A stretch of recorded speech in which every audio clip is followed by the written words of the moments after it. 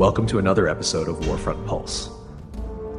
In this video, we're breaking down why Ukraine has decided to stop betting on Donald Trump and how that decision is reshaping not only the war against Russia, but also the military balance within NATO itself. After more than a year trying to rebuild bridges with Washington, the Ukrainian government reached a direct conclusion: there is no longer any expectation of strategic alignment with Donald Trump. Since Trump returned to the US presidency in January 2025, Kyiv adopted a deliberately patient approach, even in the face of public tensions, like the Oval Office meeting in February 2025, where Volodymyr Zelensky was openly criticized and pressured on camera. Ukraine chose to keep diplomatic channels open. During this period, Kyiv made politically sensitive decisions, including agreements involving Ukrainian rare earth minerals, expanding U.S. access to strategic resources, and participation in peace negotiations that, in practice, included territorial concessions to Russia, especially in the Donbas region. The objective was clear: to preserve U.S. military and financial support, but that effort did not produce results. Throughout 2025, the Trump administration suspended military aid packages to Ukraine, while threats of new sanctions against Moscow never materialized. The definitive turning point came from an external factor: the war involving the United States and Iran. Consider following our page and stay updated on military developments in the United States and around the world. With the escalation in the Middle East and the direct impact on the global energy market, the U.S. Treasury Department authorized in March 2026 the temporary sale of previously sanctioned Russian oil.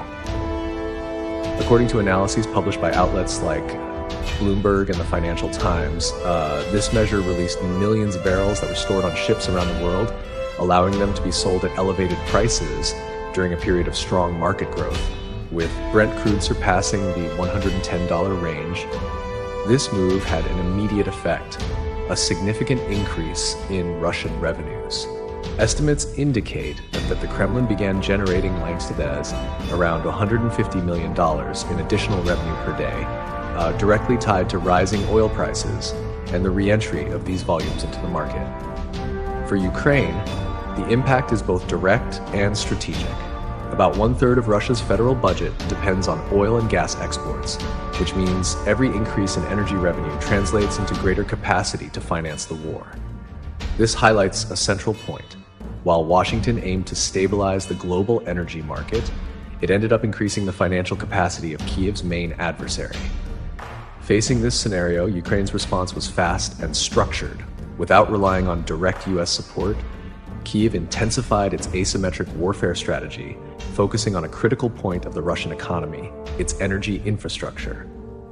According to Reuters, in March 2026 alone, Ukraine carried out at least 10 large-scale attacks, targeting oil and gas facilities. Targets included strategic terminals like Primorsk and Ust-Luga in the Baltic Sea, as well as refineries in the Samara region, facilities in Krasnodar, the port of Vysotsk, and storage sites in Sevastopol in Crimea.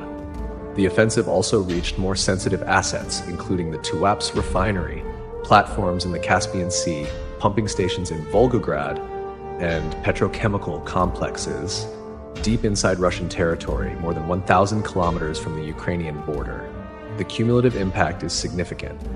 According to Reuters estimates, these attacks have already reduced Russia's potential oil export capacity by around 40% during certain periods. In other words, while the United States indirectly increases Russian revenue flow through global markets, Ukraine is trying to neutralize that effect by targeting the infrastructure that sustains it. At the same time, Kyiv reorganized its defense strategy around three main pillars. The first is Pearl, the prioritized Ukraine requirements list, created in July 2025. This mechanism allows NATO countries to purchase weapons directly from U.S. stockpiles and transfer them to Ukraine. By early 2026, 24 countries were already participating, including Australia and New Zealand, with more than $4 billion in equipment mobilized and a potential reaching up to $10 billion.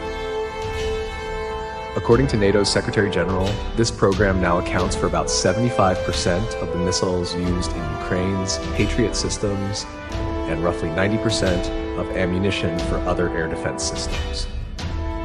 The second pillar is industrial self-sufficiency.